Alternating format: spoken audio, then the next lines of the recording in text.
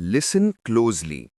History को समझने के लिए हमें सबसे पहले उसके सोर्सेस को डिकोड करना पड़ता है।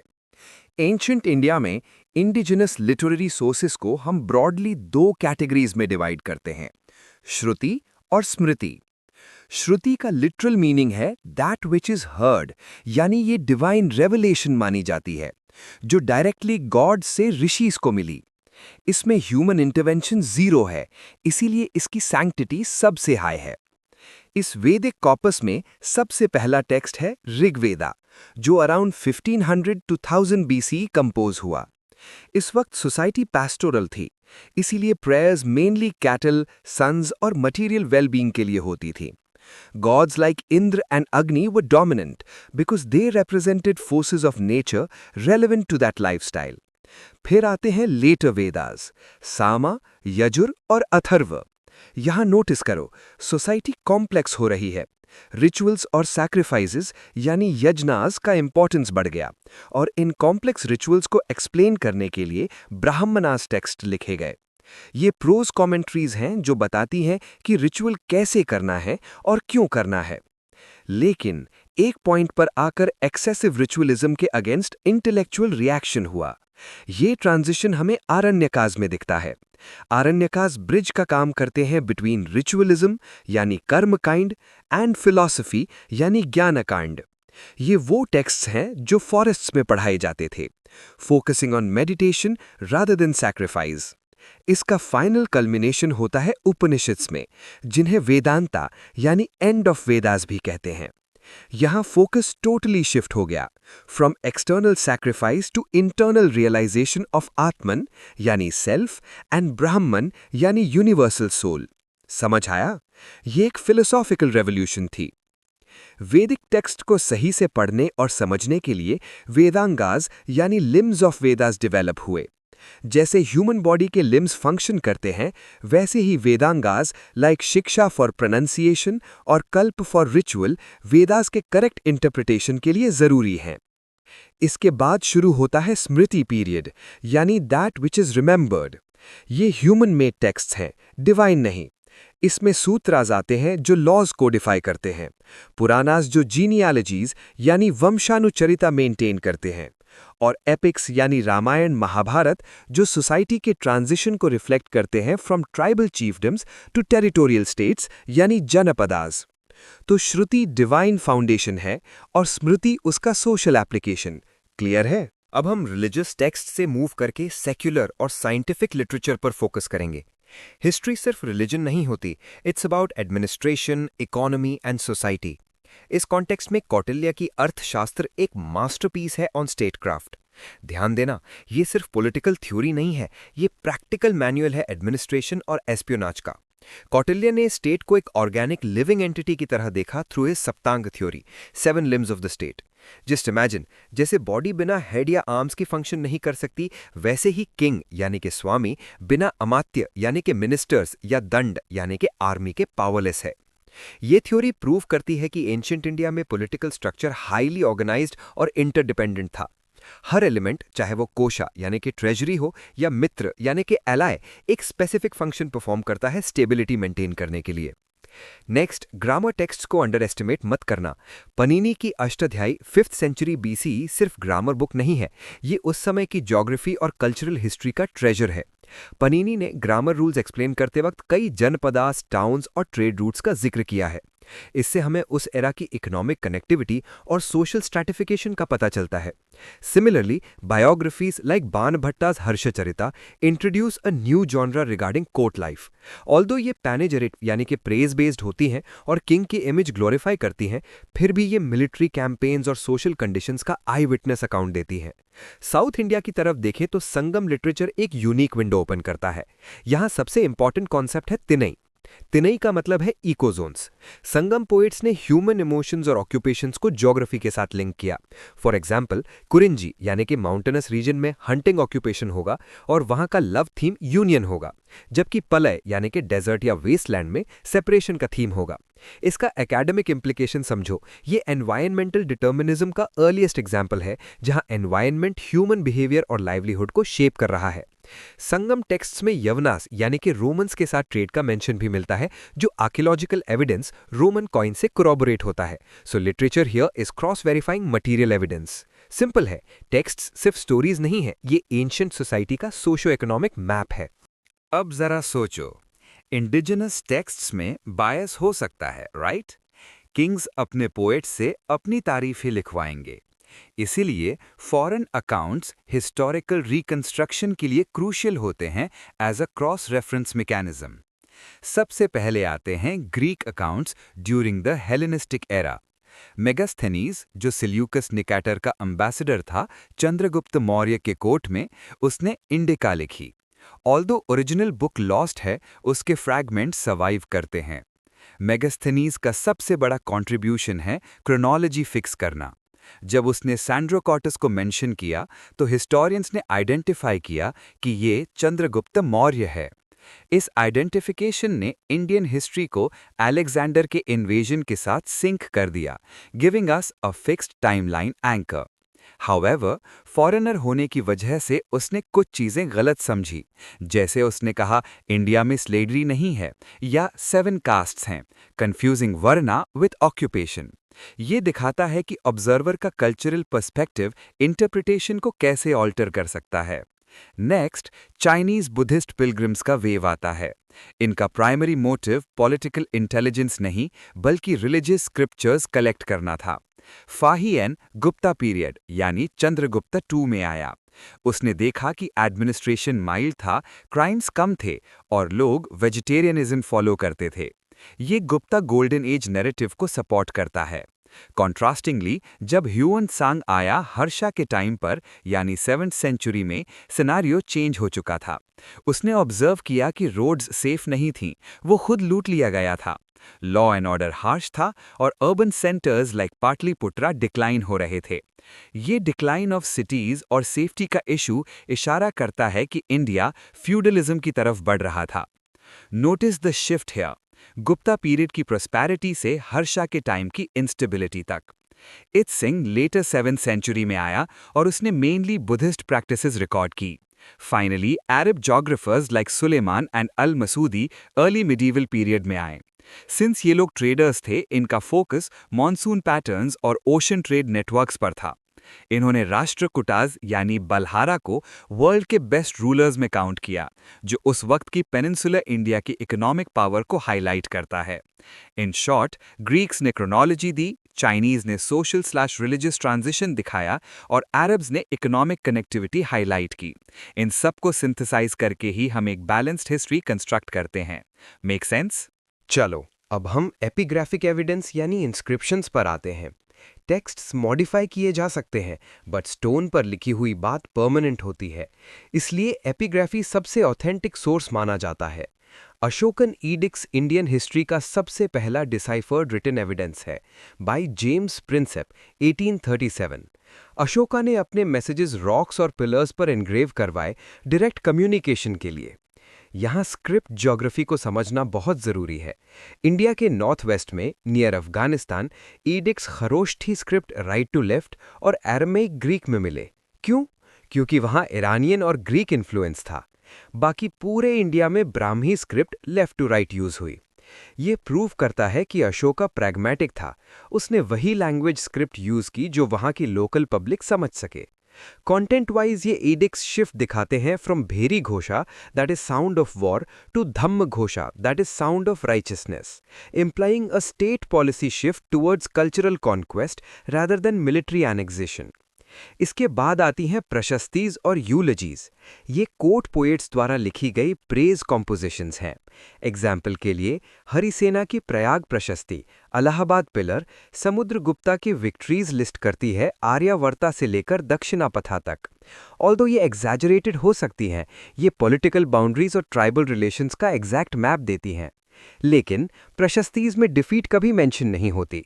जैसे एहोले इंस्क्रिप्शन में रवि कीर्ति क्लेम करता है कि पुलकेशिन II ने हर्षा को हराया। ये फैक्ट हमें हर्षा के कोर्ट पोएट बना भट्टा की बुक्स में कभी नहीं मिलेगा। इसलिए इंस्क्रिप्शंस लिटरेरी गैप्स को फिल करते हैं। थर्ड और सबसे क्रिटिकल कैटेगरी है copper plate land grants. Gupta period और उसके बाद किंग्स ने ब्राह्मण्स और टेम्पल्स को लैंड ग्रांट करना शुरू किया, अग्रहारा। इन प्लेट्स पर जमीन की डिटेल्स और फिजिकल राइट्स का ट्रांसफर रिकॉर्ड होता था। यहाँ एक मैसिव सोशियो इकोनॉमिक चेंज छुपा है। जब किंग लैंड के साथ एडमिनिस्ट्रेटिव और जुडिशियल राइट्स भी डोनी को दे देता है, तो किंग की सेंट्रल अथॉरिटी वीक होती है और लोकल लैंडलॉर्ड्स पावरफुल बन जाते हैं। आर.एस. शर्मा जैसे हिस्टोरियंस ने इसी एविडेंस के बेस पर इंडियन फ्यूडलिज्म की थ्योरी दी है। ये कॉपर प्लेट्स दिखाती हैं कि कैसे स्टेट का कंट्रोल लूज हुआ और सर्फडम यानी फोर्स्ड लेबर का राइज हुआ। तो ये मेटल पीसेस सिर्फ दान पत्र नहीं है, ये पॉलिटिकल फ्रैगमेंटेशन का प्रूफ है। Clear connection? कॉइन्स यानी न्यूमिस्मैटिक्स हिस्ट्री के इकोनॉमिक थर्मोमीटर की तरह होते हैं। ये हमें उस एरा की प्रॉस्पेरिटी, ट्रेड रूट्स और आर्टिस्टिक फिनेस के बारे में बताते हैं। इंडिया में कॉइनेज की शुरुआत होती है पंच मार्क्ड कॉइन्स से 6 to 2nd सेंचुरी BCE। ये मोस्टली सिल्वर और कॉपर के थे, इररेगुलर शेप के थे और इन पर कोई इंस्क्रिप्शन नहीं था, सिर्फ नेचर सिंबल्स जैसे सन, ट्री पंच किए जाते थे। ये मेनली ट्रेड गिल्ड्स यानी श्रेणीज इशू करती थीं, जो दिखाता है कि इकोनॉमी स्टेट कंट्रोल्ड होने से पहले मर्चेंट ड्रिवन थी। मेजर रेवोल्यूशन तब आया जब इंडो ग्रीक्स इंडिया आए 2nd सेंचुरी BCE। उन्होंने डाई स्ट्रक टेक्निक इंट्रोड्यूस की। नोटिस द इनोवेशन, पहली बार कॉइन्स पर किंग का नाम, पोर्ट्रेट और टाइटल आना शुरू हुआ। ये हिस्टोरिकल रिकंस्ट्रक्शन के लिए गोल्ड माइन है। अगर हमें इंडो ग्रीक किंग्स के बारे में पता है, तो वो सिर्फ इन कॉइन्स की वजह से है, क्योंकि उनका कोई मेजर टेक्सचुअल रिकॉर्ड नहीं बचा। फिर आते हैं कुशानाज। इन्होंने फर्स्ट टाइम लार्ज स्केल पर गोल्ड कॉइन्स इशू किए। कुशाना कॉइन्स का स्टैंडर्ड वेट और प्योरिटी रोमन कॉइन्स से मैच करता है, जो ये कंफर्म करता है कि सिल्क रोड ट्रेड अपने पीक पर था और बैलेंस ऑफ ट्रेड इंडिया के फेवर में था। इन कॉइन्स पर शिवा, बुद्धा और पर्शियन गॉड्स की इमेजेस रिफ्लेक्ट करती हैं कि सोसाइटी कितनी सिंक्रेटिक यानी टॉलरेंट थी। गुप्ताज ने न्यूमिस्मैटिक आर्ट को जेनिथ पर पहुंचाया। समुद्रगुप्ता के कॉइन्स उसे वीणा बजाते हुए दिखाते हैं, लाइरिस्ट टाइप, जो उसकी म्यूजिकल टैलेंट और पीस टाइम परस्यूट्स को दर्शाता है। लेकिन यहाँ एक इकोनॉमिक ट्विस्ट है। अर्ली गुप्ता कॉइन्स में गोल्ड प्योरिटी हाई थी, पर लेटर गुप्ता कॉइन्स यानी स्कंद गुप्ता के टाइम में गोल्ड कंटेंट कम होने लगा और अडल्ट्रेशन बढ़ गई। वाई? ये डायरेक्ट एविडेंस है इकोनॉमिक स्ट्रेस का, caused by Huna invasions and decline in long distance trade. Post Gupta period यानी 600 to 1000 CE में कॉइन्स की अवेलेबिलिटी ड्रास्टिकली कम हो गई, paucity of coins. R S. Sharma argue करते हैं कि ये ट्रेड डिक्लाइन और अर्बन डिके का सबसे बड़ा सबूत है। जब ट्रेड खत्म हुआ तो इकोनॉमी मनी बेस्ड से शिफ्ट होकर लैंड बेस्ड फ्यूडल सिस्टम बन गई। तो कॉइन्स का गायब होना सिर्फ मेटल की कमी नहीं, बल्कि एक पूरे इकोनॉमिक सिस्टम का कोलैप्स इंडिकेट करता है। अब हम बात करेंगे कि जमीन के नीचे छुपी हिस्ट्री को बाहर कैसे निकालते हैं। आर्कियोलॉजिकल मेथोडोलॉजीज साइंटिफिक और सिस्टमैटिक होती हैं। एक्सकवेशन दो तरह की होती है, वर्टिकल और हॉरिजॉन्टल। वर्टिकल एक्सकवेशन में हम सीधा नीचे डिग करते हैं एक लिमिटेड एरिया में। इसका गोल होता है क्रोनोलॉजी या कल्चरल सीक्वेंस एस्टैब्लिश करना। स्ट्रैटिग्राफी का प्रिंसिपल कहता है कि लोअर लेयर्स आर ओल्डर, तो अगर सबसे नीचे स्टोन टूल्स मिले और ऊपर पॉटरी, तो हम एवोल्यूशन ट्रेस कर सकते हैं। हॉरिजॉन्टल एक्सकवेशन में हम बड़े एरिया को अनकवर करते हैं, जैसे मोहेंजोदारो में। इसका गोल लाइफस्टाइल, टाउन प्लानिंग और सेटलमेंट पैटर्न को समझना होता है, ना कि सिर्फ डेटिंग। डेटिंग के लिए हम साइंटिफिक मेथड्स यूज करते हैं। कार्बन 14 या C14 डेटिंग सबसे कॉमन है, लेकिन याद रखना, ये सिर्फ ऑर्गेनिक मटेरियल यानी बोन, वुड या चारकोल के लिए यूज होती है, क्योंकि ये C14 आइसोटोप के डिके को मेजर करती है। अगर हमें पॉटरी या ब्रिक्स को डेट करना है, तो हम थर्मोल्यूमिनेसेंस यूज करते हैं, जो फायरिंग के टाइम से अक्यूमुलेटेड रेडिएशन मेजर करता है। डेंड्रोक्रोनोलॉजी में ट्री रिंग्स काउंट करके क्लाइमेट और टाइम का पता लगाया जाता है। ये टूल्स हिस्ट्री को गैस वर्क से निकालकर साइंस के डोमेन में लाते हैं। कल्चरल मार्कर्स के रूप में पॉटरी आर्कियोलॉजिस्ट्स की सबसे बड़ी फ्रेंड है। पॉटरी का टाइप हमें बता देता है कि हम किस एरा में खड़े हैं। फॉर एग्जाम्पल OCP यानी ऑकर कलर्ड पॉटरी कॉपर होड कल्चर से जुड़ी है। फिर आती है PGW यानी पेंटेड ग्रेववेयर, जो आयरन एज और लेटर वैदिक पीरियड से कोइंसाइड करती है। ये महाभारता एरा के सेटलमेंट्स जैसे हस्तिनापुर एटसेट्रा में मिलती है। फाइनली NBWP मिलती है। ये एक्सट्रीमली ग्लॉसी और शाइनी पॉटरी है। सोचो, इतनी हाई क्वालिटी पॉटरी बनाने के लिए हाई टेम्परेचर किल्न्स और एडवांस टेक्नोलॉजी चाहिए होगी। इसलिए NBWP सेकेंड अर्बनाइजेशन यानी मौर्यन एरा या एज ऑफ बुद्धा को रिप्रेजेंट करती है। जैसे जैसे पॉटरी रिफाइन हुई वैसे वैसे सोसाइटी रूरल से अर्बन कॉम्प्लेक्स बनी। आर्कियोलॉजिकल लेयर्स हमें टेक्स्ट फ्री हिस्ट्री पढ़ाते हैं। Got it? History writing script से पहले स्टार्ट होती है और उसका एविडेंस है pre historic rock art. India में भीमबेटका रॉक शेल्टर्स मध्य प्रदेश इसका प्राइम एग्जाम्पल है। यहाँ पेलियोलिथिक से मेडिवल तक की पेंटिंग्स हैं। सबसे डोमिनेंट और मास्टरपीस आर्ट मेसोलिथिक पीरियड यानी 10,000 बीपी का है। सवाल ये है कि मेसोलिथिक ही क्यों? क्योंकि इस वक्त क्लाइमेट वार्म हुआ, फ्लोरा फौना बढ़ा और इंसान ने माइक्रोलिथ्स यानी छोटे शार्प पत्थर यूज करना शुरू किया। माइक्रोलिथ्स ने हंटिंग को एफिशिएंट बनाया, जिससे लोगों के पास लेजर टाइम बचा आर्ट क्रिएट करने के लिए। भीमबेटका की पेंटिंग्स की थीमैटिक एनालिसिस हमें उस वक्त की सोशल लाइफ बताती है। हंटिंग सीन्स सबसे कॉमन है, लेकिन ये इंडिविजुअल हंटिंग नहीं है, ये ग्रुप हंटिंग है। स्टिक फिगर्स को बाइसन, टाइगर और राइनो का शिकार करते दिखाया है। ये प्रूफ है कि कम्युनिटी एफर्ट और कोऑपरेशन सर्वाइवल के लिए जरूरी था। डांसिंग लाइंस कम्युनल सेलिब्रेशन दिखाती हैं और विमेन को गैदरिंग और चाइल्ड रियरिंग करते दिखाया गया है, जो जेंडर डिवीजन ऑफ लेबर की अर्ली बिगिनिंग सजेस्ट करता है। एक इंटरेस्टिंग फीचर है जू एंथ्रोपोमॉर्फिक फिगर्स यानी आधा इंसान आधा जानवर, जैसे बोर विथ ह्यूमन लेग्स।